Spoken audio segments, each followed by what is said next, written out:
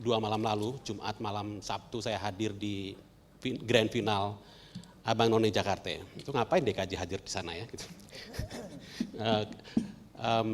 Pesertanya semua tuh bicara tentang bagaimana mereka kalau terpilih mencapai kota global, membantu Jakarta mencapai kota global. Top 20 global city gitu. Dahsyat tuh. Jadi kota global tuh rupanya sudah menjadi semacam jargon atau obsesi banyak orang di Jakarta ternyata gitu.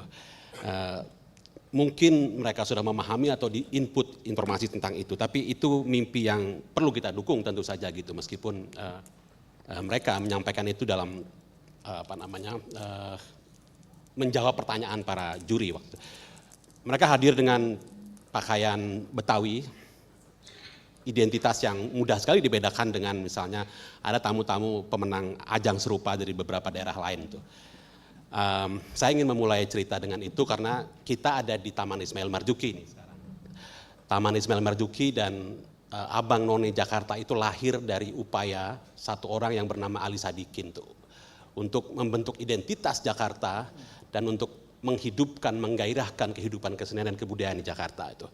Kita berada di sini sekarang di Taman Ismail Marzuki, apa yang diwariskan oleh Ali Sadikin, gubernur yang kata Foke dalam sebuah diskusi, nggak ada yang nggak disentuh sama Ali Sadikin tuh di Jakarta ini. Semua fondasinya dibangun oleh beliau, oleh Ali Sadikin gitu. Nah, termasuk tim di mana kita berada sekarang.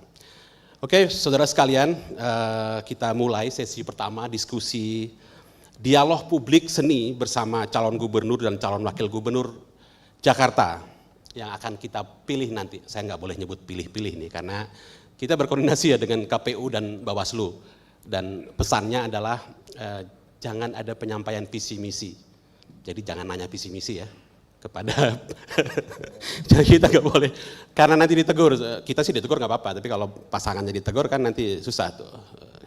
Baik, harusnya hadir ada sepasang calon yaitu Komjen Polisi Purnawiraman Dr. HC Dr. Andes Dharma Pangrekun MMMH yang berhalangan hadir ya, Mas Kun, Bang Kun, kita panggil Bang juga nih. Dan wakilnya Dr. Insinyur Raden Kunwardana, wakil gubernurnya. Saya Hasan Asbahani yang akan memoderasi diskusi ini. Tadi sekilas kan para panelis yang berlima ini sudah disampaikan, tapi ada Bang Sam yang menggantikan Ibu Dolo, keduanya dari Akademi Jakarta. Kemudian ada Mbak Ratna Riantiarno, juga dari Akademi Jakarta, kita tahu beliau siapa, sekarang pendiri teater koma gitu. Gelisahnya sepanjang koma terus tuh, gelisah itu nggak pernah titik tuh gitu. Nanti beliau akan menyampaikan apa yang akan disampaikan, dititipkan kepada calon gubernur kita yang hari ini, yang pertama ini. Ada Bang Imbong Abdullah, Sekjen Lembaga Kebudayaan Betawi. Lembaga yang juga dilahirkan atas inisiatif atau dorongan Pak Ali Sadikin. Kalau saya bilang Bang Imbong ini ensiklopedi budaya Betawi itu. Sekitar 2 minggu lalu ada monitoring dan evaluasi objek-objek pemajuan kebudayaan Jakarta. Itu dinas tuh tinggal nanya aja, Bang Imbong ini masih ada? Masih, oke, masih ada, terawat tuh. Semua daftar itu cuma nanya Bang Imbong kayaknya tuh. Dia ensiklopedi budaya Betawi berjalan. Gitu. Ada Bang Danton Siombing, Ketua DKJ sebelum pengurus yang sekarang. Selamat datang Bang Danton, kembali ke tim. Ada Bang, Ketua DKJ ya, yang sekarang penggantinya. Ada Mas Jastro, penguasa Makara UI, provokator. Saya nyebutnya gitu aja lah, nanti mengenalkan diri sendiri. Baik, silakan ini waktunya kepada Mas, panggilnya siapa nih? Mas Kun, Mas Raden Kunwardana untuk menyampaikan apa kira-kira pandangan. Benar-benar diwanti-wanti jangan menyampaikan visi misi ya gitu, karena ditegur kita nanti sama KPU, sama Bawaslu gitu. Tapi pandangannya saya kira penting untuk kita tahu gitu, sehingga nanti kita yakin ya kampanye lagi deh, menitipkan suara kepada siapa supaya aspirasi kita sampai gitu. Tentang infrastruktur seni dan budaya di Jakarta, tentang pendanaan kebijakan, tentang bagaimana publik bisa berpartisipasi dalam perencanaan dan pelaksanaan seni budaya di Jakarta. Kira-kira begitu, Mas Kun, silakan 20 menitan kira-kira, silakan. Saya berdiri saja ya? Boleh, boleh. Baik, Assalamualaikum warahmatullahi wabarakatuh. Salam sejahtera bagi kita semua. Semoga semua di sini sehat-sehat semua ya yang hadir di sini. Dan pertama-tama kami mengucapkan mohon maaf Bapak Dharma Pongrekun tidak bisa hadir karena ada appointment yang memang sudah lama dijadwalkan, dan saya di sini juga mewakili beliau, dan kami sangat senang bisa diundang di dalam pertemuan ini. Di dalam kita melihat kota Jakarta, tadi disebutkan bahwa setelah Jakarta itu tidak lagi menjadi ibu kota, maka Jakarta akan menjadi sentra perekonomian dan juga kota global. Kota global termasuk di dalamnya adalah bagaimana Jakarta menjadi simpul ya, budaya. Ya. Jadi bukan lagi nanti budaya luar itu masuk ke Jakarta sehingga budaya Betawi ya dan budaya lokal, kearifan lokal itu hilang, tetapi bagaimana kita yang mengekspor budaya kita, ya, nilai-nilai luhur kearifan lokal ini bisa disampaikan ke regional maupun internasional. Nah, sekarang untuk mencapai itu tentunya kita membutuhkan berbagai perangkat ya. Yang pertama yang saya ingin sampaikan bahwa kita harus memiliki kekuatan dari akar rumput ya. Sekarang kalau kita lihat lebih banyak orang melihat kepada modal finansial atau financial capital ya. Pengutamaan infrastruktur dengan melalui financial capital ya.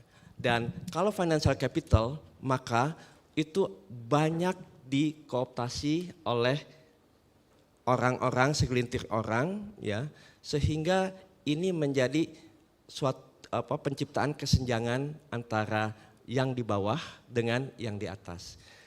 Banyak orang lupa sebetulnya kita semua masyarakat di sini itu memiliki modal sosial ya. Kalau saya misalnya percaya dengan bapak-bapak percaya dengan saya, itu memunculkan suatu trust ya. Sebetulnya itu modal sosial, dan kita sebetulnya sudah terbiasa dengan hidup bergotong royong, bahu membahu, saling tolong menolong satu sama lain.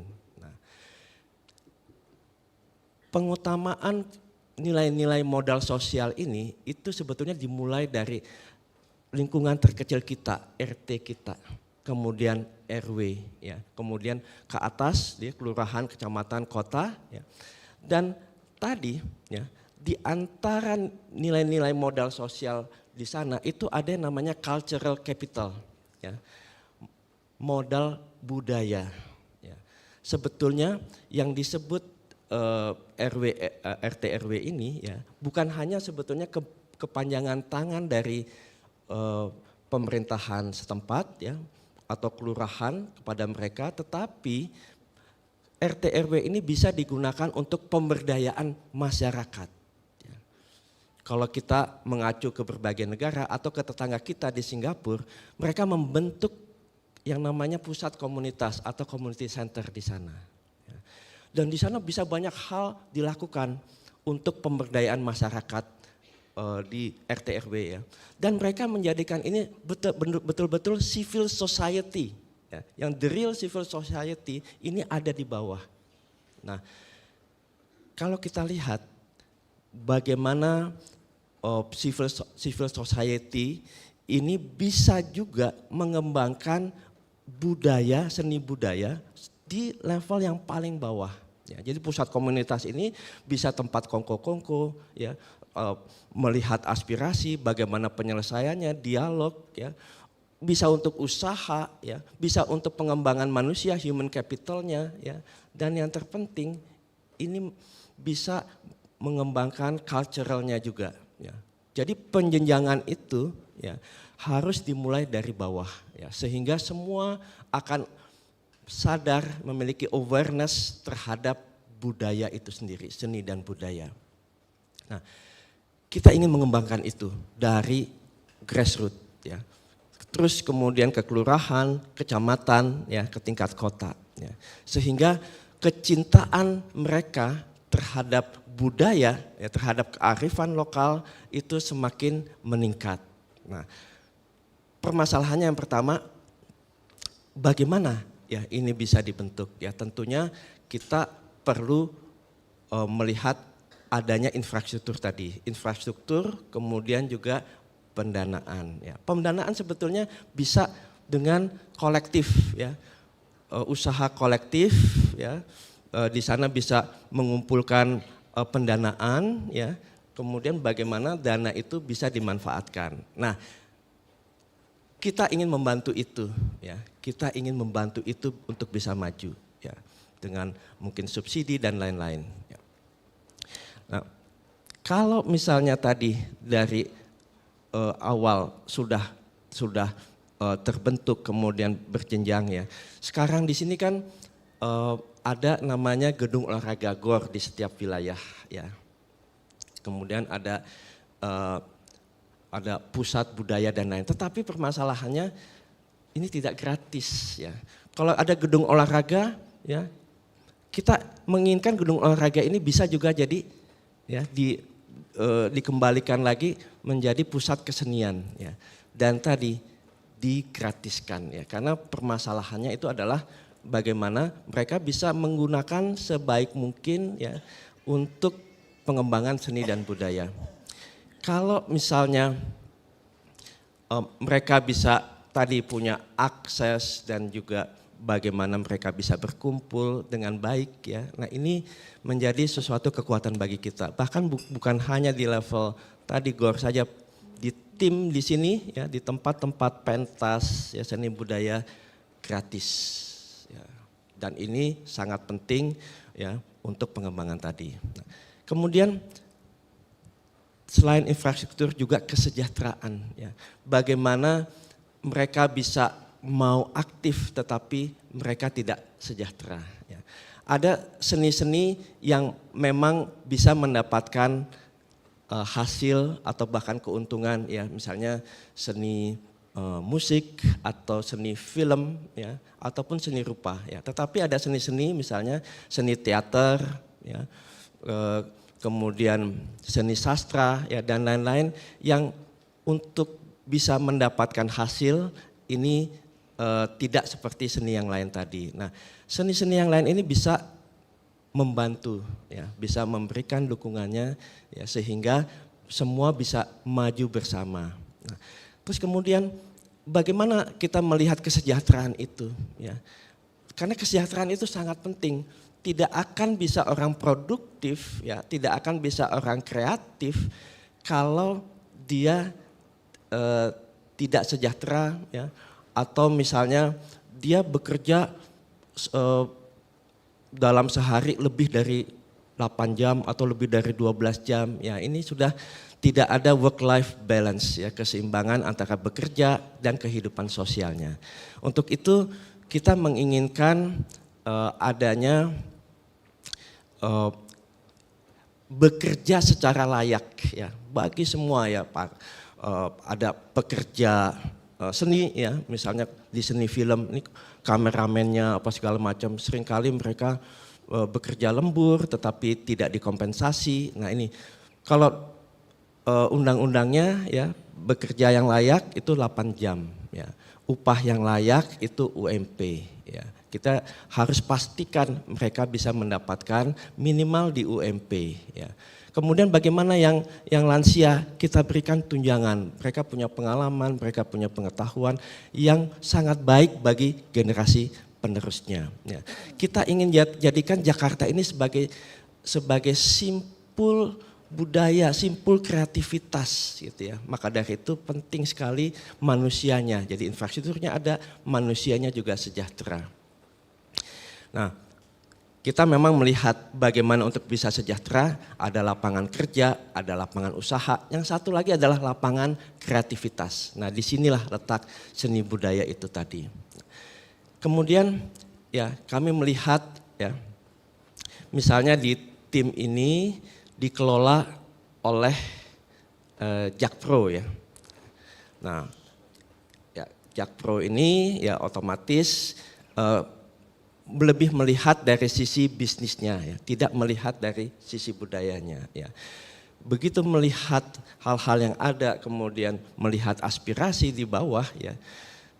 Ya, kami menginginkan bahwa ini dikembalikan lagi ke Dinas Kebudayaan, karena mereka yang mengerti nilai-nilai seni budaya itu. Seni budaya itu adalah nilai ya, sama seperti pendidikan, ya, sama seperti agama dan lain. Ini suatu nilai yang luhur ya. Ini harus kita dorong ya, kita berikan dukungan, subsidi dan lain-lain agar nilai-nilai itu tetap ada, agar nilai-nilai itu tidak tergerus oleh budaya-budaya asing yang saat ini dengan kita menjadi kota global ya, otomatis di sini ada sisi negatifnya ya. Kalau kita tidak kuat di budaya kita ya, otomatis budaya-budaya asing dengan film-filmnya ya, dengan musiknya ya, ini akan menggerus kita. Apalagi sekarang akses sudah sangat mudah dengan internet, apa saja bisa diakses. Kita saat ini banyak traffic keluar, kita mencari informasi keluar. Nanti kita menginginkan konten-konten creator yang sangat kreatif ya, bisa membentuk konten-konten, kita digitalisasikan sehingga orang-orang luar bisa melihat nilai-nilai luhur kita. Nilai-nilai Pancasila, nilai-nilai gotong royong. Yang saya meyakini bahwa nilai-nilai inilah yang bisa mendorong perdamaian dunia. Tidak ada perang lagi ya, karena konsep kolaborasi, konsep gotong royong sama sekali bertentangan dengan nilai-nilai kompetisi, kemudian nilai-nilai saling menjatuhkan satu sama lain sehingga terjadi penjajahan di berbagai negara ya. Maka dari itu pentingnya kita untuk bisa membangun seni budaya yang sangat baik di khususnya di Jakarta ini. Kemudian yang lainnya adalah mengenai Ingup Instruksi Gubernur 45 tahun 2020 mengenai pengembangan ekosistem ya. Karena ekosistem ini sangat penting ya. Bagaimana mindset saat ini ya, apalagi juga kalangan-kalangan milenial, dia melihat, dia mencintai seni budaya lokal ya, karena kita di Jakarta, seni budaya Betawi ini ya. Ekosistem ini terbangun tadi, komponen-komponennya harus semua bisa difasilitasi, bisa didukung dengan sebaik-baiknya. Maka dari itu, agar kita bisa membentuk Jakarta yang tadi, yang bisa kompetitif top 20 ya, top 20 global city ya, ada satu indikator yaitu cultural environment ya, lingkungan budaya. Kita kuatkan di situ ya, kita jadikan itu menjadi primadona kita, ekosistem kita bangun ya, sehingga nilai-nilai ini bisa terus terjaga, terus termaintain ya. Jadi kita lestarikan ya budaya kita kembangkan budaya, seni budaya kita, dan kita manfaatkan seni budaya kita. Itu mungkin akhir dari penyampaian saya, nanti kita lanjutkan dengan tanya jawab. Terima kasih. Wassalamualaikum warahmatullahi wabarakatuh. Terima kasih Pak Kun, ini waktunya pas, masih ada 3 menit sebenarnya, tapi oke, saya kira sudah sangat komplit dijelaskan bagaimana Jakarta dilihat sebagai kota dengan simpul seni yang akan ditautkan dan dikerjakan dari akar rumput, dan itu akan dijadikan modal sosial, dan bagaimana cara mencapai itu, misalnya GOR diberdayakan untuk kesenian, bagaimana pekerja seni juga disejahterakan, dan memberdayakan pergub-pergub yang sudah ada seperti Ingub tadi disebutkan di pemaparan terakhir. Baik, kita masuk ke segmen berikutnya. Nah, saatnya panelis nih untuk membongkar nih untuk bertanya kepada calon wakil gubernur kita nih. Urutannya saya kira mulai dari Bang Danton, nanti Mbak Ratna, kemudian Bang Imbong, Bang Sem, dan terakhir Mas Sastro gitu. Yang nakal-nakal yang terakhir. Bang Danton silakan. Terima kasih. Gini Bang Danton, 2 menit, nanti ditanggapin 3 menit. Bang ya. Danton boleh menanggapi lagi sekali setelah dijawab. Makasih. Selamat pagi Bang Kun ya, latihan dengan Bang. Latihan. Saya juga mau menyapa rekan-rekan yang ada di bangku penonton. Saya langsung saja menyambut ya, artinya akan menarik kalau kita bisa memang memahami itu lebih dalam agar dalam konteks strategi dan langkah-langkah taktisnya, khususnya yang barusan dibicarakan, menurut saya sangat menarik. Bisa dilanjutkan berikutnya. Jadi ada beberapa konteks, 4 konteks yang akan saya sampaikan. Pertama adalah yang terkait dengan pengembangan strategi dan langkah-langkah taktis untuk ruang seni berjenjang. Ya. Jadi kalau dalam kesejarannya, the center of excellence adalah di sini, Taman Ismail Marzuki. Mau berangkatnya dari sekolahan, gelanggang remaja, atau tingkat kelurahan dan seterusnya. Ya, artinya the center of excellence di sini. Konteks yang terpenting adalah selain dari infrastruktur adalah manajemen. Ini yang titik paling lemah. Manajemen ruang seni, ya. Yang di dalamnya ada komponen pembinaan, pelatihan, kemudian berikutnya naik ke pementasan, eksibisi apakah itu lukisan, putar film dan seterusnya. Satu konteks pertama itu. Yang kedua dari aspek yang namanya keadilan dan proporsional di 5 wilayah kota administrasi Jakarta dan Kabupaten Kepulauan Seribu. Itu yang suka terlupakan. Jadi saya katakan bukan merata tapi keadilan dan proporsional. 2 kata itu kata kunci yang saya ambil. Ya. Kemudian yang ketiga adalah yang terkait dengan, nah ini kita sudah pernah melakukan DKJ sebelumnya adalah dari aspek pemanfaatan aset Pemprov DKI yang terkait dengan lahan dan bangunan. Waktu itu kami sempat ada satu bangunan cukup besar, lebih dari 2 hektar di MT Haryono, yang berpotensi untuk dijadikan salah satu ruang seni, yang artinya dia akan menjadi semacam transit sebelum masuk ke Taman Ismail Marzuki, the Center of Excellence. Waktu itu masih di zaman wagubnya Pak Sandi Uno. Cukup menjanjikan, kita sudah survei bahkan membuat site plan lengkap semua. Satu hal yang terlupakan ketika mengecek aset ini dalam aspek hukumnya, ternyata dokumennya tidak ada. Jadi terjadi semacam transaksi di zaman Orba dulu sehingga pemakai sekarang itu bekas percetakan masih memiliki hak pakai itu. Kemudian kami pindahkan waktu itu kasusnya ke dinas parekraf, ya, tapi ada tidak jadi. Ya. Artinya banyak sekali yang harus ditinjau, ya, aset baik lahan maupun bangunan milik Pemprov yang berpotensi untuk menjadi ruang-ruang seni. Ya. Ini yang keberapa? Ketiga ya? Yang ketiga. Sudah ketiga. Ya. Yang keempat terkait dengan konteks atau konsep Transit Oriented Development (TOD), ya, bahwa punya potensi untuk membangun ruang-ruang publik yang ramah seni. Ya. Nah ini juga kita sudah pernah berbicara mengenai Transit Oriented Development waktu di zaman DKJ kemarin. Jadi poin-poin dalam pengembangan ekosistem, ya, kita tidak lagi bicara mengenai keterkaitan, ya, atau interkoneksi, tapi interdependensi kata kuncinya. Pertanyaan saya adalah bagaimana kembali pengembangan strategi dan langkah-langkah taktis yang konkret, ya, konkret kembali ya. Karena kendalanya banyak banget, ya, kendalanya banyak sekali terkait dengan membangun ruang seni berjenjang di Jakarta. Terima kasih. Silakan Bang Kun Wardana. Boleh berdiri Bang Kun. Ada 4 poin tadi, tapi pertanyaannya ada yang terakhir tadi itu. Bagaimana keempatnya kemudian dikerjakan begitu sekali. Silakan Bang.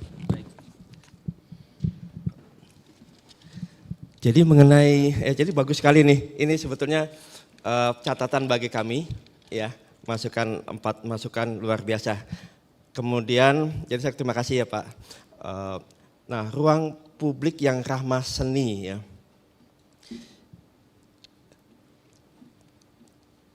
Jadi kita menginginkan ruang publik itu bisa sudah diimplementasikan di pusat-pusat komunitas di RT RW tadi, ya. Jadi pusat komunitas mereka nanti bisa secara kreatif disesuaikan dengan kondisi yang ada di RT RW setempat, ya, sehingga masyarakat di sekitarnya itu bisa melihat itu ada namanya suatu hal yang bisa mempengaruhi, ya, mindset, ya. Dan kalau kita sudah masuk dari level yang paling bawah di masyarakat, ya, saya sangat meyakini ini bisa menjadi viral kemana-mana. Nah, pertanyaannya, bagaimana memfasilitasi ruang publik tadi yang ada di RT RW setempat, ya. Saya ingin contohkan hal yang sederhana. Kalau kita kasih subsidi ke RT RW, misalnya sekian juta, ya, pertanyaannya, apakah sama antara tempat di Menteng sama tempat mungkin di Johar Baru yang banyak orang miskinnya, ya, di Pondok Indah yang kaya-kaya gitu kan, ya, sama tadi yang tempat-tempat kumuh, ya, di Tanjung Priuk, di Cilincing dan lain-lain. Nah, kalau bagi kami menginginkan bahwa masyarakat itu diberdayakan, ya. Jadi kalau dia bisa mengumpulkan, ya, pendanaan untuk seni tadi, ruang publik tadi, ya, kumpulkan kolektif, ya, misalkan 20% dikumpulkan, kita nanti akan memberikan 80%. Ya. Jadi ada semacam ownership, ya. Ownership rasa memiliki bagi mereka terhadap ruang publik itu. Akan beda kalau kita berikan semua tanpa ownership tadi. Ya. Nah, ini menjadi suatu hal utama, ya. Jadi di dalam pusat komunitas tadi, ya, bisa berbagai hal, olahraga apa segala macam, termasuk tadi ruang publik yang ramah seni, ya. Dan orang-orang yang ada di sana, ya, sebisa mungkin, ya, mempengaruhi ketua RW-nya. Ketua RW-nya bisa menyampaikan, oh ini ada ruang seni publik, silahkan manfaatkan. Kita bisa lombakan lomba kreativitas bagi masyarakat yang ada, ya, di RT-RT atau RW-RW, ya. Mungkin kalau RT jumlah kepala keluarganya kecil, ya. Saya pikir RW mungkin lebih signifikan, ya. Ya, jadi di setiap RW maka, ya, ini menjadi tadi berlomba-lomba untuk menampilkan kreativitas masing-masing sesuai kearifan lokal di tempatnya, ya. Maaf, Bangku 3 menitnya sudah. Udah habis. Oke. Yes. Oke, baik. Terima kasih, tapi saya kira sudah menjawab secara menyeluruh tadi. Bang Danton mau ditanggapin? Ya. Sampai titik ini rasanya saya nggak fair kalau nanya lebih dalam. Ya, tentunya saya paham, ya, artinya kalau nanti terpilih konsultasi dengan pakarnya kawan-kawan di DKJ, di LKB. Saja. Terima kasih. Terima kasih Bang Danton. Ya, tepuk tangan dulu untuk panelis tanya jawab panelis dan paslon yang pertama. Mbak Ratna silakan, panelis kedua. Selamat pagi menjelang siang semuanya. Kang Wardana apa Kang Kun nih? Saya mau menanyakan, kalau tadi Pak Danton bilang begitu banyak ruang-ruang seni, dan Bang Kun juga tadi bilang bahwa yang nggak ada dana itu adalah seni pertunjukan teater, itu betul. Karena saya menggeluti teater sudah lebih dari 50 tahun. Nah, ini kira-kira ruang-ruang pertunjukan atau ruang-ruang seni, ada gelanggang budaya, ada pusat kesenian Jakarta, ada Taman Ismail Marzuki, ada Miss Cici, ada apa, akan ada bantuan-bantuan dana yang transparan tidak dari Pemda?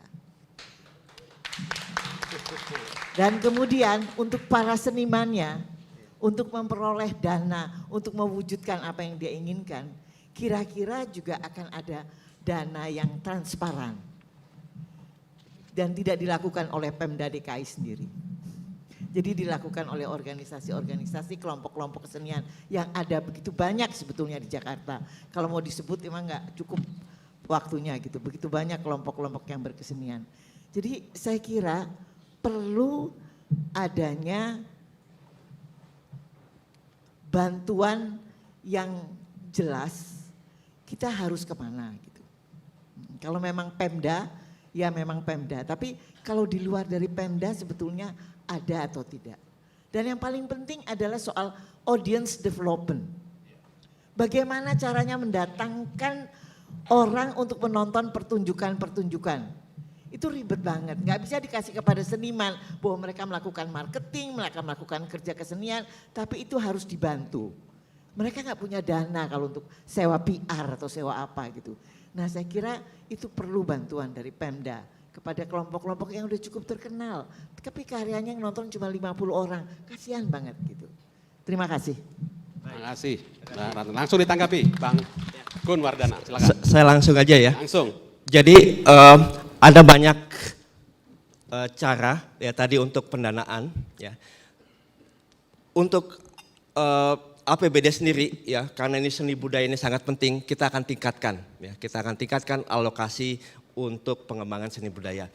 Nah, yang kedua ya, itu kan kita banyak perusahaan ya.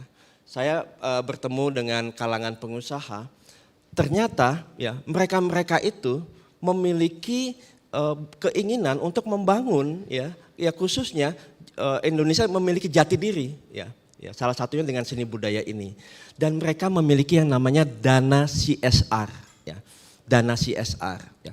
Nanti kita akan linkkan ya perusahaan-perusahaan tadi yang jumlahnya ribuan tadi, dia akan menjadi bapak asuh ya.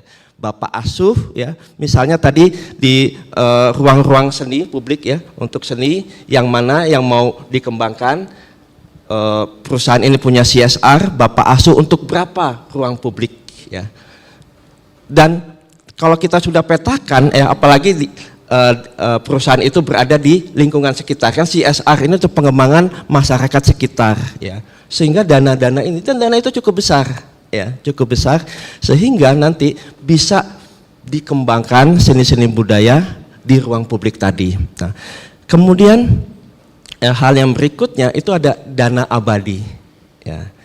Dana abadi ini adalah salah satu bagaimana kita bisa membantu kawan-kawan di seni teater, ya, seni sastra atau yang lain-lain untuk bisa berkembang. Ya. Dan dana abadi ini kan nanti ada bunga berbunga atau apapun ya, yang nanti bisa secara terus menerus ya digunakan, dipakai untuk hal ini ya. Dan saya yakin ya masih banyak lagi, misalnya kita menggalang donasi atau juga dari masyarakat sekitar yang memang sudah memiliki kesadaran, tingkat kesadaran tinggi terhadap seni budaya, mereka juga mau menyumbang untuk itu ya. Baik. Jadi ada banyak hal. Bang Kun, 3 menitnya sudah selesai ya. Tapi saya kira sudah menjawab ya Ibu. Silakan Ibu tanggapin satu tanggapan. Soal CSR itu ya Pak, kalau memang ada produk, ini persoalan CSR, apa kita bisa, kalau mereka udah lihat ada satu rokok di sini, rokok lain nggak mau masuk dan produk lain nggak mau masuk. Itu soal CSR. Ya. Jadi memang sulit banget kalau kita memakai CSR. Itu aja sih Pak. Gimana caranya supaya nggak ada seperti itu? Mungkin dana abadi ya Bu ya. Ya dana abadi yang paling aman untuk Ya, kita semua. kan itu Tapi ada. kalau CSR perusahaan, minta ampun Pak sulitnya. Ya, Pak Kun sudah menyebutkan dana abadi itu tadi.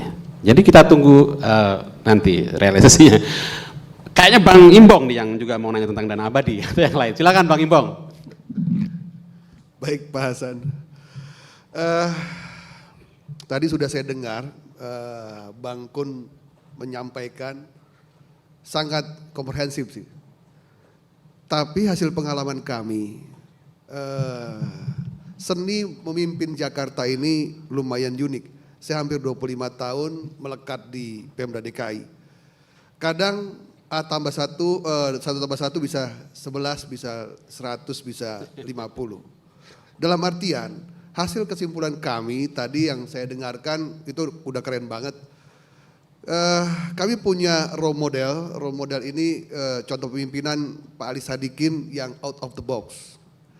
Kami harapkan paslon yang terpilih nanti itu mempunyai pemikiran out the box dan berani. Nah, kalimat berani ini yang saya sangat butuhkan. Keberanian ini yang kami ingin lihat saat ini kepada Abang nih untuk bisa menjabarkan seperti apa sih langkah-langkah yang strategis, keberanian yang bisa disampaikan kepada kami. Karena kalau nanti bisa jadi pimpinan di Jakarta, itu di balai kota bisa A, sampai aplikasi di lapangan tuh bisa DFGH gitu. Nah, apa yang Anda akan lakukan melihat sikap seperti itu? Itu sih yang paling utama dari saya. Terima kasih. Jadi untuk bisa seperti ini ya, perlu adanya transparansi, akuntabilitas, ya, e-governance dan lain-lain ya. Maka dari itu fungsi daripada digitalisasi ini menjadi penting. Dengan kita menampilkan semua informasi secara transparan dan bisa diakses 24 jam oleh masyarakat, kita mengharapkan semua akan transparan dan masyarakat bisa menanggapi.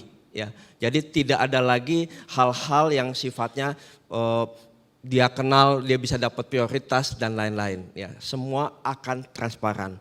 Dan dengan menggunakan digitalisasi, ya, tadi saya ingin juga sedikit menyentuh mengenai audience development, ya, yang tadinya hanya bisa dilihat segelintir orang, 100 orang, dengan dia digital, pasar internasional pun juga akan melihat. Ya. Jadi konten-konten begitu kita digitalisasi dengan konektivitas infrastruktur IT yang memadai, mereka akan bisa mengakses dan ini bisa mendukung para wisata. Jakarta bisa menjadi simpul para wisata. Kalau konten-konten yang teater, konten-konten seni yang lain kita masukkan, mereka akan melihat sebagai Jakarta adalah tujuan para wisata. Ya. Jadi tadi bagaimana pemanfaatan digitalisasi ini bisa dioptimalkan ya, sehingga semua produk-produk dari kita bisa dilihat, sehingga budaya-budaya kita bisa dilihat di luar negeri, sehingga mereka tertarik ya terhadap budaya, bahkan mereka mau datang ke sini untuk belajar budaya kita. Mungkin demikian dari saya. Terima kasih Bang Kun, Bang Imbong silakan. Sedikit tanggapan saya, bisa menjabarkan, saya mengharapkan Abang ini bisa menjabarkan yang dimaksud dana abadi itu seperti apa sih tadi kan disampaikan. Silakan. Boleh ditanggapin.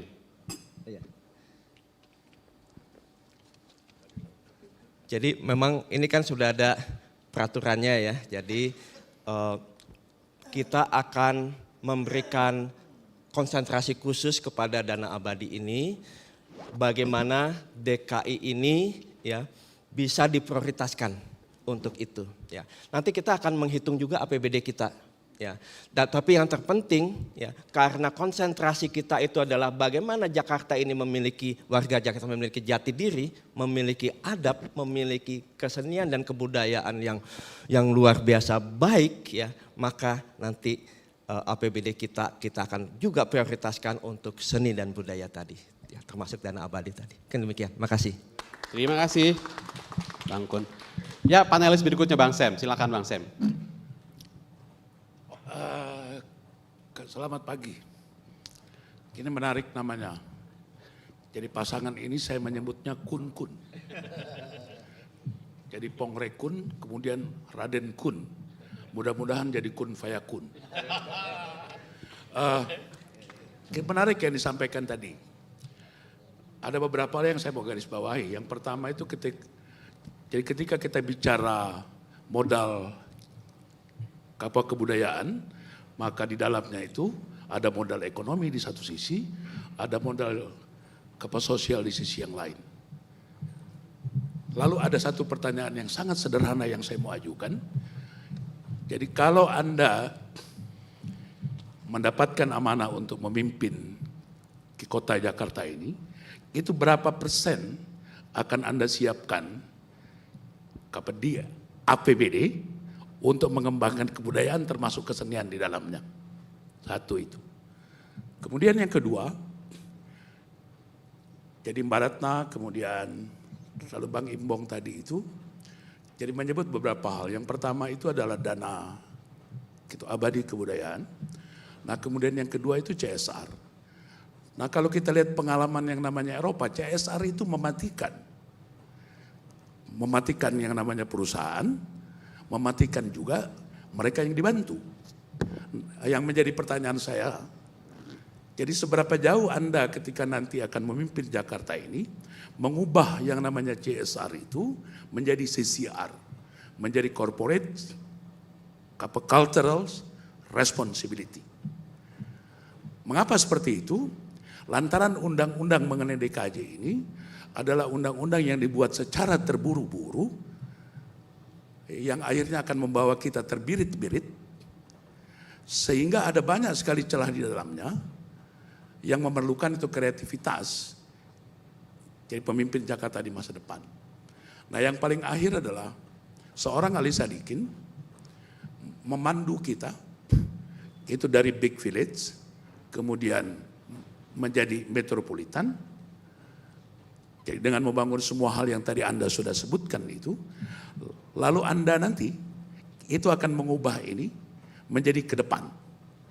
Nah sehingga supaya kita tidak bergerak ke masa lampau, maka pertanyaannya adalah seberapa jauh, jadi strategi yang sudah disampaikan oleh Bung Danton tadi itu bisa diimplementasikan itu dengan mengubah mindset kita untuk mulai berhenti. Yang pertama itu menyebut sumber daya manusia. Sehingga kita harapkan itu nanti gubernur dan wakil gubernur yang baru menyebutnya modal manusia. Yang kedua, itu berhenti juga menyebut yang namanya kearifan lokal. Lantaran yang kita miliki jauh dari sekedar kearifan lokal, akan tetapi kecerdasan kebudayaan. Wassalamualaikum. Makasih Bang Sam. Bang Kunwardana silakan ditanggapin ya. Ini Mind blowing sekali. Ya, biasa kalau para panelis ini orang pintar tuh selalu singkat padat isinya. Baik. Yang pertama saya ingin menggarisbawahi mengenai CSR ini ya. Memang CSR ini banyak dipakai oleh perusahaan untuk PR ya. Padahal itu nggak boleh sebetulnya, nggak boleh sama sekali. Dia mempiarkan, ya itu sama juga marketing, itu dana marketing itu ada tersendiri, dana CSR ada tersendiri. Ya. Seharusnya dana CSR itu bisa dimanfaatkan seoptimal mungkin untuk masyarakat, khususnya masyarakat sekitar. Makanya nanti kita akan terus ya melihat ya, menghimbau kepada para perusahaan ya untuk bukan untuk tidak menjadikan ajang ini ajang pemasaran produknya gitu, tetapi murni ya untuk bisa mengembangkan tadi dari sisi budaya ya, bahkan UMKM ya dan lain-lainnya ya. Nanti kita akan persiapkan itu. Nah kemudian saya sangat setuju tadi terms ya, diksi yang ada ya. Nah ini luar biasa, ini menjadi masukan bagi kami ya. Kemudian mengenai berapa persentase, nah ini cukup menarik ya. Tapi yang jelas itu akan lebih besar dari yang ada sekarang. Itu yang pasti ya, itu saya pastikan. Ya tentunya nanti kita akan hitung secara keseluruhan ya. Kita juga akan optimalkan nanti dana-dana yang lain, jadi kreativitas ya. Jadi kan nggak harus dari APBD, dari segala sumber ya. Tapi yang pasti tadi akan lebih besar dari apa yang ada saat ini. Makasih. Ya. Terima kasih Bang Kun. Nah, Bang Sam boleh menanggapi. Ada tambahan saja sedikit. Ya. supaya apa yang disampaikan oleh Anda nanti mewujud, maka tolong libatkan seluruh seniman itu dalam sebuah proses untuk melakukan yang namanya policy design mengenai kebudayaan di masa depan. Terima kasih. Makasih Pak. Terima kasih Bang Sam. Ya, kita kasih tepuk tangan boleh untuk Bang Sam. Terakhir, Mas Dastro silakan.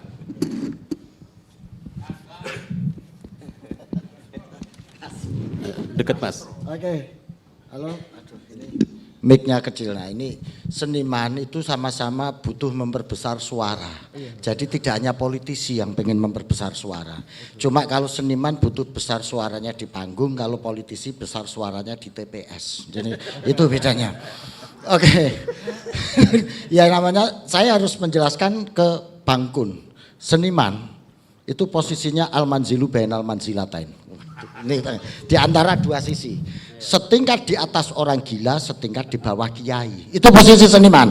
Jadi, nah satu, karena bicara soal Jakarta ke depan, tadi sudah bicara soal seni lokal, budaya lokal. Dua problem dasar dari kesenian lokal yang akan kita eksplor ke depan supaya menjadi memiliki bisa dikapitalisasi. Dari sisi kiri dia dihantam oleh industrialisasi seni sehingga dia kadang kehilangan dimensi-dimensi nilai, norma dan lain etika dan lain sebagainya yang itu include ada dalam seni. Ini digembur oleh industrialisasi seni. Dari sisi kanan digembur oleh puritanisme agama sehingga seni kadang dianggap mengotori agama, dianggap bid'ah, main teater dikritik ini itu dan lain sebagainya.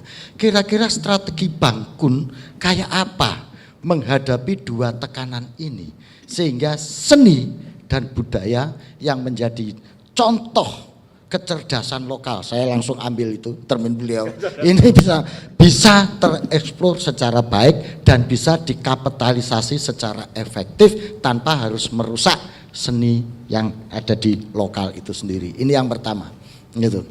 Yang kedua, tadi Bang Kun bicara soal ekosistem kesenian. Ekosistem ini banyak, tadi salah satu diantaranya adalah penonton yang perlu diedukasi dan didorong karena ini menjadi supporting system dari ekosistem kesenian. Saya ingin tanya ke Bang Kun, kira-kira ekosistem seni di DKI ini itu apa saja dan bagaimana memanage dan menumbuhkan ini supaya bisa berjejaring dan tumbuh bareng sehingga enggak menjadi beban Pemda nanti. Dikit-dikit minta dana, dikit-dikit minta dana. Tapi bagaimana menghidupkan dia bisa sustain, bisa hidup tanpa harus membebani Pemda. Sehingga dia bahasanya bisa qiyamuhu binafsihi gitu loh. Bisa hidup dan menghidupi dirinya sendiri. Nah itu. Jadi itu kira-kira strateginya kayak apa. Nah yang ketiga Bang Kun bicara soal kesejahteraan seniman. Nah saya pengen tahu kira-kira modelnya kayak apa. Jadi apa kebijakannya kayak apa yang akan diambil ini untuk mensejahterakan seniman gitu. Yang kedua bagaimana menghadapi tadi itu kalau kata beliaunya itu kan memimpin DKI ini banyak hambatan, banyak tantangan. Sampean punya niat baik nanti DPR-nya ininya ini. Gimana mengatasi situasi seperti ini supaya kesejahteraan ini bisa terjaga, terwujud gitu. Kebijakan macam apa, institusionalisasinya bagaimana, manajemennya kayak apa, politik anggarannya bagaimana. Ini Mas.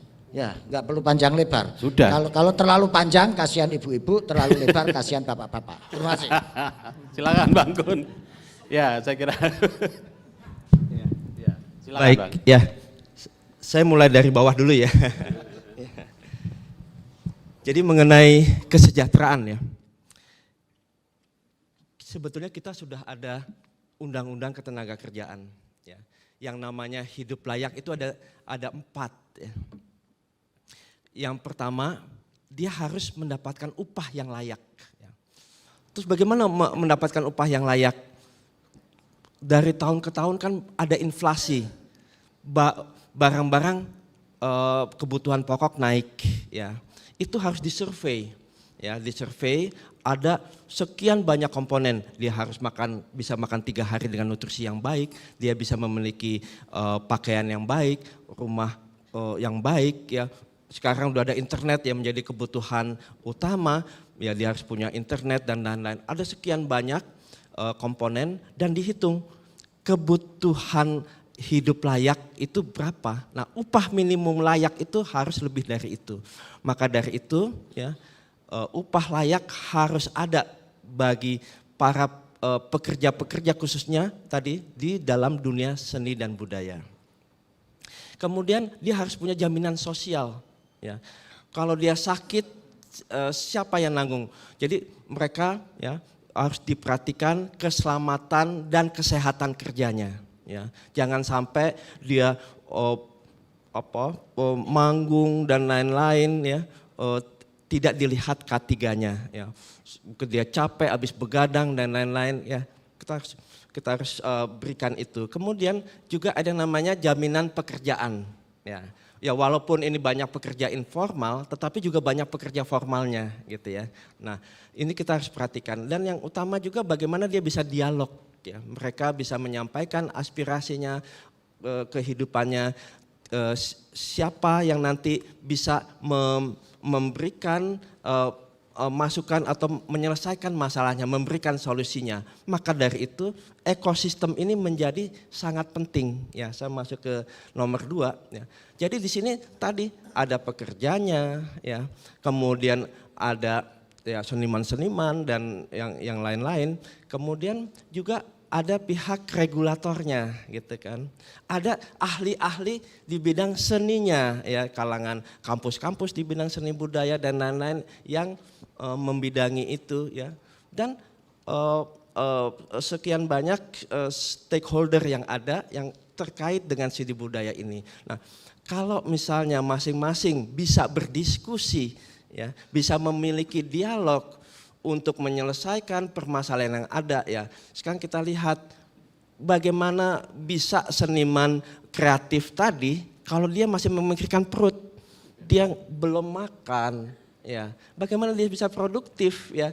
Ya. Kemudian kesehatan. Bagaimana dia bisa produktif kalau dia nggak sehat ya. Makanya perlu tadi bagaimana BPJS bisa menjamin kesehatan dia ya. Bagaimana dia bisa kreatif kalau dia nggak dilatih, nggak diberikan pelatihan atau pendidikan yang mumpuni, karena ini kan perkembangan zaman ya. Tadi dengan adanya digitalisasi ya, bagaimana nih out of the box-nya, bagaimana semua konten-konten ini bisa tidak hanya dilihat oleh orang lokal tetapi mendunia, mengglobal ya. Untuk itu perlu ada orang-orang yang diajarkan teknik tadi mendigitalkan itu, dan itu nggak sulit. Ya, 1 bulan, 2 bulan pelatihan mereka bisa, walaupun dia lulusan SD sekalipun, lulusan SMP sekalipun. Saya punya contoh untuk itu ya. Jadi masalah IQ dan lain-lain itu tidak menjadi hambatan ya, karena begitu kita lakukan pelatihan-pelatihan tadi mereka bisa ya. Jadi ada semacam keterampilan kalau dia bisa pintar menggunakan gadget dan lain-lain, konten-konten sederhana ya. Sekarang memviralkan budaya kita ya dengan hanya TikTok dan lain-lain ya. Ini kan yang melihat sekian banyak orang ya. Jadi kita sebarkan informasi seni budaya di dunia nyata dan juga sebarkan seni dan budaya di dunia maya, di dunia cyber ya. Itu yang menjadi kekuatan kita, Pak. Ya, baik, terima kasih ya. Bang Kun. Mas Zasro silakan menanggapi terakhir. Masih terlalu normatif. Saya bayangin saya akan membuat kebijakan pertama melibatkan DKJ dalam proses pembinaan ABCDE. Nah, misalnya kayak begitu kan enak. Karena kalau soal undang-undang ini nih ya kita bisa ngomong semua di sini urusan itu. Misalnya untuk urusan kesejahteraan saya akan melibatkan DKJ untuk mengenai institusi ini sebagai konsultan BPJS, membuat database tentang seniman supaya ini kesejahteraan ini tuh. Kemudian untuk membuat menghadapi tekanan ini saya akan membuat tim advokasi seni supaya tidak dirongrong atas nama bid'ah, atas nama apa dan lain sebagainya. Karena ini juga perlu ada tim advokasi seperti ini, gitu. Baik advokasi secara litigasi maupun advokasi secara kultural. Mereka kadang dikuyok-kuyok nggak ada tempat bersandar. Mau tanya siapa?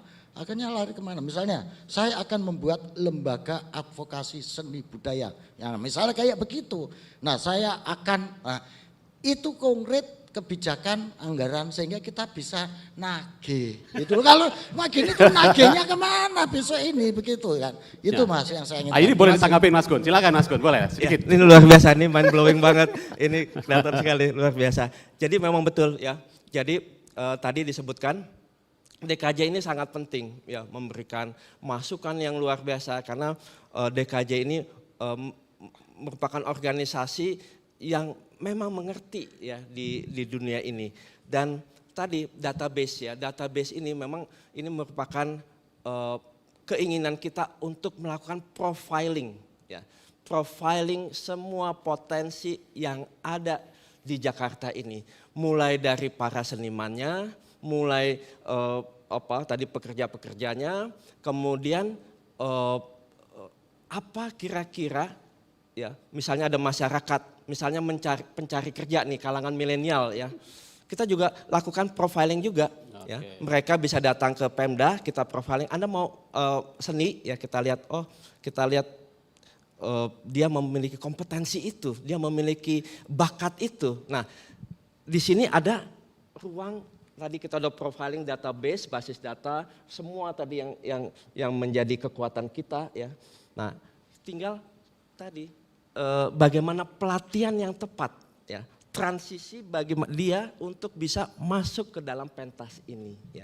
Jadi pelatihan yang tepat itu adalah bagian dari ekosistem kita ya. Termasuk tadi tim advokasi, kalau ada masalah siapa yang bisa memberikan masukan, dan itu sangat penting. Langsung ya. Orangnya beliau Ya, baik ya. Mungkin demikian. Nah, ekosistem ini ya. Ekosistem ini kita akan buat digital dan kita akan masukkan unsur AI, kecerdasan buatan ya, sehingga bisa jauh lebih tepat, akurat di dalam memberikan atau melingkan ya potensi tadi dengan pasar yang ada. Terima kasih Mas Gun, tepuk tangan sekali lagi untuk jawabannya. Jadi seluruh panelis sudah bertanya jawab dengan paslon kita. Nah, Mas, kami tuh mengumpulkan pertanyaan di medsos, banyak banget pertanyaannya, tapi kita memilih satu. Nanti seluruh pertanyaan akan kita serahkan untuk dijadikan bahan penyusunan kebijakan paling tidak ini. Ada kesempatan untuk 2 audiens di sini untuk bertanya, tapi saya kira lebih dahulu yang dari medsos dulu nih. Pertanyaannya adalah apa yang Anda lakukan untuk kesejahteraan para seniman dan pelaku budaya termasuk para maestro lansia. Saya kira tadi sudah ditanya sama Mas Dastro sebenarnya, tapi nggak apa-apa karena itu mewakili audiens kita di medsos. Silakan Mas. Khusus bagi para pekerja formal ya, tentunya undang-undang ketenagakerjaan itu sudah clear ya, membackup para pekerja formal tadi. Jadi unsur-unsurnya jadi upah layak, jaminan sosial, jaminan pekerjaan, dan social dialog. Nah, kemudian yang berikut ya, bagaimana dengan para pekerja informal? Ya tentunya pihak regulator, pemerintah khususnya ini harus memberikan berbagai subsidi.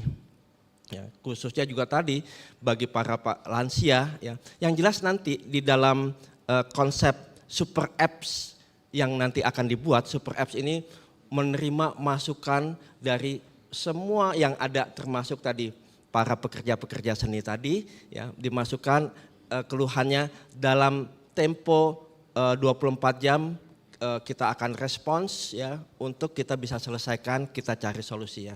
Untuk para pekerja formal, mereka bisa membuat serikat pekerja ya, yang bisa mewadahi aspirasi dari bawah ya.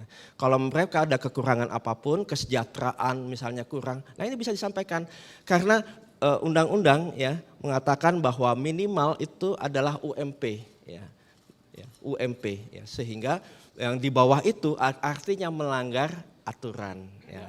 Nah, nanti tim pengawasan dari Disnaker Trans dan Energi itu bisa mengawasi setiap permasalahan tadi. Bila ada yang melanggar itu, ya kita lakukan pembinaan ya, agar mereka bisa mengikuti aturan yang ada. Baik, terima kasih Bang Kun. Oke, 2 orang penanya, saya harus memilih hanya 2 dan ingat supaya adil seperti panelis bertanya hanya sekitar 2 menitan ya. Tadi yang saya angkat yang depan jaket, ya silakan ke depan. Satu, Mas ya. Nah, boleh perempuan satu, silakan ke depan di sini, siap di mic, ada 2 mic, nanti bergantian langsung masing-masing 2 menit saja seperti panelis yang lain. Kemudian sebutkan nama dan asal ya. Sayangnya hanya 2 penanya yang ada waktu. Silakan di sini, ya di sini. Mic di sini. Ya silakan yang pertama. Perkenalkan Pak, nama saya Rizka Santa Pratama, saya merupakan mahasiswa dari Universitas Mustopo Senayan.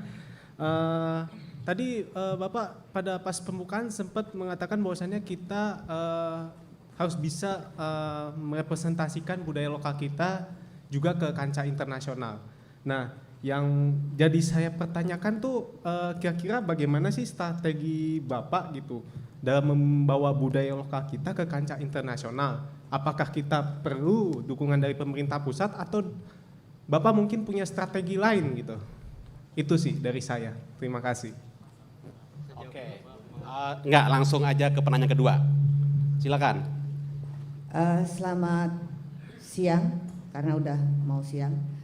Terima kasih moderator. Bang Kun. Nama. Nama saya Ira Galis. Saya seniman perempuan. Saya teater. Saya juga pendiri dan pengelola komunitas budaya Paseban, karena tempat saya di Paseban sini. Saya mau, ada banyak banget sih sebenarnya mau ditanyain. Dari tadi saya nyimak Bang Kun bilang seniman harus dibayar dengan UMP. Emang seniman nanti mau digaji ya? Satu, ya kalau mau digaji sih ya kita dengan senang hati digaji, dikasih gaji sesuai dengan UMP. Terus akses untuk berkarya itu dananya gampang dari sisi CSR-nya gitu kan. Itu ideal banget Bang. Mudah-mudahan Abang naik ya gitu. Nah, itu satu pertanyaannya. Ada BPJS juga, wah keren banget deh Bang. Nah, terus yang kedua, saya mau tanya, Abang dari tadi bapak-bapak, nih ibu-ibunya nggak dilihat nih, perempuannya nggak dilihat. Nah, gimana kita tahu bahwa seniman perempuan itu masih mengalami diskriminasi di dunia kerjanya sendiri, ya. Karena kita tahu kita masih budaya patriarki itu masih sangat lekat ya di masyarakat gitu, bahwa akses pekerja perempuan, pekerja seni perempuan itu sangat dibatasi. Contohnya Bang, saya juga pemain teater gitu. Buat latihan teater aja tuh perempuan tuh susah banget. Itu kalau dia masih lajang, sama emaknya, sama bapaknya kagak boleh, ya. Dikira ntar anak gue jadi cakep-cakep jadi gila gitu. Nah, terus persoalannya nggak sampai di situ juga. Ketika nih seniman perempuan ini udah berkeluarga, belum tentu juga tuh suaminya ngizinin. Bagus aja, saya sama Mbak Ratna sama-sama dapat pendamping hidup yang keren gitu, membebaskan. Nah itu gimana Abang menanggapi persoalan diskriminasi pekerja seni perempuan di dunia kerjanya gitu. Terus tadi Abang juga ngomong soal dari akar rumput. Bang, saya komunitas Paseban dari tahun 2000 kami sudah bikin, kami bergerak bersama masyarakat di sekitar kami, bahwa kami punya konsep bahwa kerja-kerja kami adalah kerja transformasi pengetahuan lewat seni dan budaya. Dan kami sampai saat ini tidak ada funding. Kami betul-betul swadaya masyarakat. Kami sebagai pendiri dan pengelola itu lebih bersifat sebagai fasilitator untuk masyarakat. Nah, itu gimana Bang? Tadi Abang udah bilang tuh, nanti kita support dana apa segala macam. Terus terang Bang, saya kalau mau bikin apa-apa di Paseban, saya ngerampok Pak Lurah, ngerampok Pak Camat Senen. Kadang-kadang wali kota saya rampok. Gubernur nggak dirampok, gubernur? Susah Bang, dirampoknya susah. Jadi kalau kelurah Paseban kalau saya udah nongol, nah ini pasti dia mau ngerampok kita nih, gitu. Nah, saya pengen itu gimana Bang mekanismenya? Karena saya yakin banyak banget komunitas-komunitas yang bertumbuh ya, yang tumbuh dan bertumbuh di DKI Jakarta ini dan bersentuhan langsung di akar rumput. Ini Cakep. PR Abang. Oke, itu aja. Makasih Bang. Pok Ira ya, tadi siapa namanya? Ira Galis. Siap. Bang Rama tadi sama Pok Ira. Silakan Bang Kun. Ditanggepin Bang. Bagaimana mengglobalkan kesenian kita ya? Ya. Nanti kita akan buat yang namanya super apps ya. Jadi memang infrastruktur digital itu akan menjadi prioritas. Kenapa digital? Ya, karena digital ini mampu meningkatkan GDP ya, meningkatkan perekonomian hanya dengan investasi yang rendah. Semua rumah-rumah kita akan berikan internet gratis 100 Mbps ya. Kita sudah hitung. Ya, kita sudah hitung 100 Mbps untuk setiap rumah, mau itu dia kumuh, mau itu dia rumah besar. Ya. Nah, di dalam konsep digital, ya kita akan tadi lakukan pelatihan-pelatihan, ya agar kalangan milenial, ya bahkan juga yang existing maupun kalangan lansia, kita juga akan berikan literasi digital untuk mereka. Karena dunia ini, ekonomi ini shifting gitu dari dunia yang ada saat ini menuju dunia digital, ekonomi berputar banyak di sana. Termasuk seni budaya kita akan lakukan sebanyak mungkin ya. Contoh misalnya kenapa digital penting? Yang tadinya misalnya seorang misalnya tukang bakso ya hanya mungkin puluhan orang, tetapi begitu digitalisasi ya kita sebarkan bahwa bakso ini enak, akan semakin banyak orang yang bisa membeli ini. Nah, mall ya, di situ ada mall misalnya cuma ribuan orang, kita bisa buat mall itu jadi 15 juta orang mengakses. Nah, termasuk seni dan budaya ini kita akan konten-konten itu kita akan sebarkan ke internasional dengan konsep digitalisasi. Sambil juga kita lakukan tour dan lain-lain untuk memperkenalkan budaya-budaya lokal kita. Ya. Kemudian yang kedua ya. Saya menarik nih perempuan ya. Pekerja seni perempuan. Ya, ya, perempuan tidak boleh ada diskriminasi antara laki dan perempuan di semua tempat kerja. Tidak boleh. Ya. Nah, hal yang kedua, wanita ini ada perbedaannya dengan laki-laki. Wanita itu ada menstruasi. Wanita itu ada maternity, kehamilan ya, yang sangat berbeda dengan laki-laki. Ya. Nah, pada saat menstruasi dia sakit perut, dia moodnya swing gitu ya, moodnya jadi bad mood dan lain-lain, itu harus diberikan ya, ya semacam cuti gitu ya pada saat dia sakit ya dan lain-lain ya. Karena juga maternity leave, cuti hamil ya. Nah, itu juga perlu diperhatikan. Generasi penerus bayi-bayi yang lahir ini perlu sentuhan ibu. Ya. Jadi artinya ya kita juga perlu memikirkan apakah 3 bulan itu cukup ya bagi mereka. Kalau di luar negeri ya bisa 6 bulan ya, bahkan di Eropa itu bisa 1 tahun dan bisa milih laki-lakinya yang cuti atau perempuan yang cuti. Jadi ada maternity, ada paternity ya. Nah, ini juga diperhatikan. Nah, kemudian yang berikutnya, seniman mau digaji nih Bang. Nah, ya. sebelum ke situ ya. Nah, sebelum ke situ ini ada masalah mengenai perempuan, yaitu adanya sexual harassment, ya, violence at the workplace, ya, kekerasan di tempat kerja. Ya. Bentuk harassment itu bisa macam-macam. Ya, selama itu dia tidak nyaman, dia menjadi pikiran jiwa itu terganggu, ya, maka dia tidak akan produktif. Nah, ini hal-hal yang harus diperhatikan di tempat kerja. Ya, akan ada aturan itu, ya, atau betul. akan ada perlindungan betul, khusus harus diperhatikan. ya? Nah, yang berikutnya tadi kalau pekerja seniman itu ada yang formal, ada yang informal. Ya, kalau yang formal tentunya dia mengikuti undang-undang ketenagakerjaan. Nah, bagaimana yang informal? Ya, yang informal ini kita nanti akan perhatikan, ya. Kita akan perhatikan bagaimana hidup layak ini juga bisa bagi para pekerja informal. Ya, mungkin intinya di situ ya. Baik, terima kasih. Terima kasih Bang Kun. Baik, ada waktu sedikit, ini ada pertanyaan penting kayaknya dari medsos kita nih Bang Kun.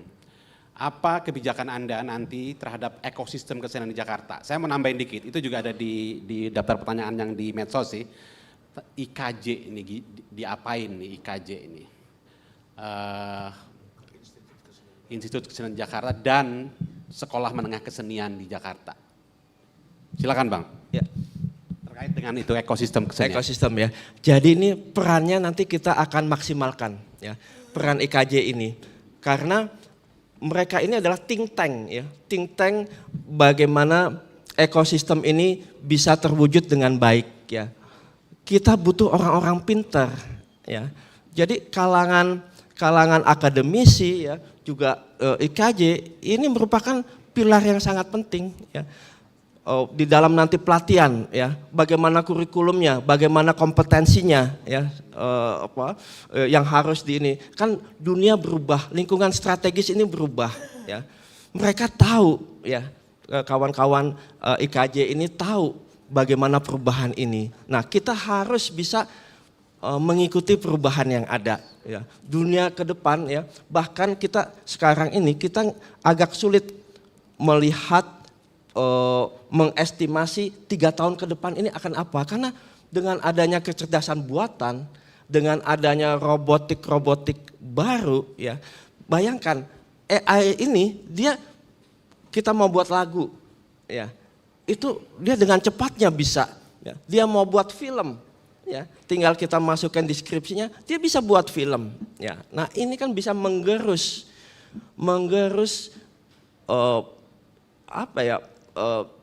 kreativitas manusia. Padahal nanti kalau orang bergantung kepada AI ya, nggak akan hilang nanti tadi nilai-nilai manusianya itu akan hilang. Padahal setiap sel tubuh kita terhubung kepada Sang Pencipta.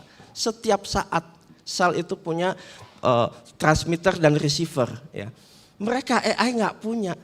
Nah, inilah nilai-nilai ini akan hilang, nilai-nilai ketuhanan, sila pertama Pancasila ini akan hilang kalau kita bergantung kepada AI. Nanti ya, efek-efek negatif AI kita akan filter ya. Karena AI ini bisa punya 2 sisi, bisa bagus membantu kita dan bisa jelek menggantikan kita di dalam bekerja. Menggantikan ya, replacing. Dia sangat pintar dan itu kita tidak mau.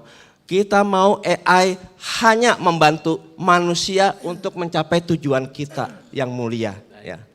Tidak menggantikan. Baik, terima kasih. Baik, terima kasih Bang Kun. Saudara-saudara sekalian, teman-teman yang hadir di Teater Kecil Taman Ismail Marzuki, kita sudah menyelesaikan sesi tanya jawab atau dialog. Kita sampai di ujung acara dialog publik seni kita. Sebelum nanti saya tutup dengan kesimpulan barangkali tentang apa yang kita diskusikan, terakhir kali kami minta semacam closing statement dari paslon kita. Bang Kun, silakan Bang Kun, closing statement dari diskusi kita hari ini. Terima kasih, silakan. Baik ya. Yang pertama, kita ini ya kita lihat anak-anak kita sekarang dari sisi adab ya, mungkin kita melihat banyak tawuran ya. Ini budaya-budaya ini bukan budaya kita ya. Banyak hal-hal yang lain ya. Kita harus perbaiki. Infrastruktur boleh dibangun ya, tetapi infrastruktur manusianya itu, kesiapan manusianya ini juga harus diperhatikan, harus ada keseimbangan antara keduanya. Kita harus memiliki jati diri, ya. Nggak bisa kita mau membangun ini, kita nggak melihat manusianya, nggak bisa, nggak akan bisa. Kita hidup banyak mendapatkan tekanan ekonomi, lapar, nggak bekerja. Ya, gimana kita mau bisa menjadikan kota Jakarta ini kota yang aman, kota yang nyaman, kota yang bahagia? Nggak akan bisa. Maka dari itu peran seni budaya ini sangat penting buat kita.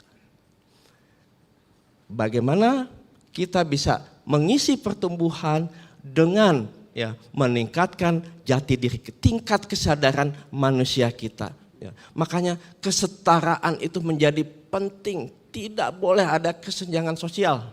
Di dalam kita menjadi warga negara, kita harus menjadi subjek. Ya. Kami punya niat tulus, niat yang sangat tulus untuk warga Jakarta. Mungkin itu saja. Terima kasih. Terima kasih Bang Kun, closing statement-nya. Baik, kita benar-benar sampai di ujung dialog kita. Saya ingin membuat kesimpulan barangkali dari kita tadi diskusi tentang kesejahteraan pekerja seni, kita bicara diskusi tentang gagasan dana abadi kebudayaan. Saya ingin mengatakan bahwa kota global Jakarta yang sudah ada di RPJPD, yang sudah disahkan bulan lalu oleh DPRD DKI Jakarta, nggak mungkin tercapai kalau kebudayaan masih kita kelola dengan cara hari ini. Kita harus memperbaiki cara kita mengolah kebudayaan. Dana abadi menjadi penting karena disebutkan di sana, lembaga-lembaga kebudayaan menjadi penting untuk dikuatkan, dukungan regulasi yang dihasilkan oleh gubernur nanti bekerja bersama dengan DPR juga penting untuk disahkan itu. Misalnya salah satu indikator, tadi kita bicara kesejahteraan pekerja seni misalnya, indikator yang paling menentukan adalah indeks pembangunan kebudayaan misalnya. Satu dimensinya adalah ekonomi budaya. Apa itu ekonomi budaya? Yaitu jumlah berapa penduduk sebuah daerah, sebuah kota yang ekonominya itu didapatkan atau kehidupannya dari kebudayaan, dari kesenian, terlibat di situ. Jumlahnya nggak banyak, 1% saja kita sudah mencapai 100% dari nilai dimensi itu. Saya nggak tahu berapa sekarang jumlah pekerja seni di Jakarta dan apakah mereka sejahtera. Kalau itu kita lakukan, indikatornya jelas, kira-kira begitu, maka kita bisa mencapai. Sekarang indeks pemajuan kebudayaan Jakarta itu di atas nasional, tapi jauh di bawah Bali dan Yogyakarta. Saya kira kita harus mengejar itu bersama nanti. Kalau kita terpilih bersama, kita kerjakan itu. Terima kasih, itu statement penutup dari saya, semacam kesimpulan. Dan sebagai penutup saya mengundang Ketua Dewan Kesenian Jakarta untuk menyerahkan dokumen strategi kebudayaan Jakarta kepada paslon. Mas Bambang silakan. Ini amanat ini. Amanat ini, titipan. Ya.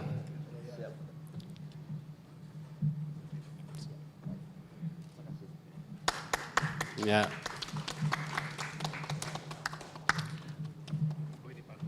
Ya ada dokumen lain, itu dia dibawa pulang. Mas Bambang masih di sini karena harus menyerahkan piagam kepada semua panelis. Semua panelis saya kira silakan berdiri di depan berbaris. Waduh, berbaris. Mas Danton, Mas Zastro, Bang Imbong, Bu Ratna, Bang Sam silakan.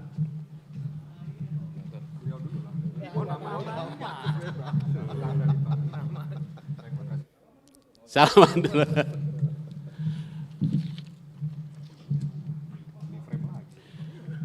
Baik, terima kasih teman-teman, saudara sekalian. Metro TV Extend sekarang.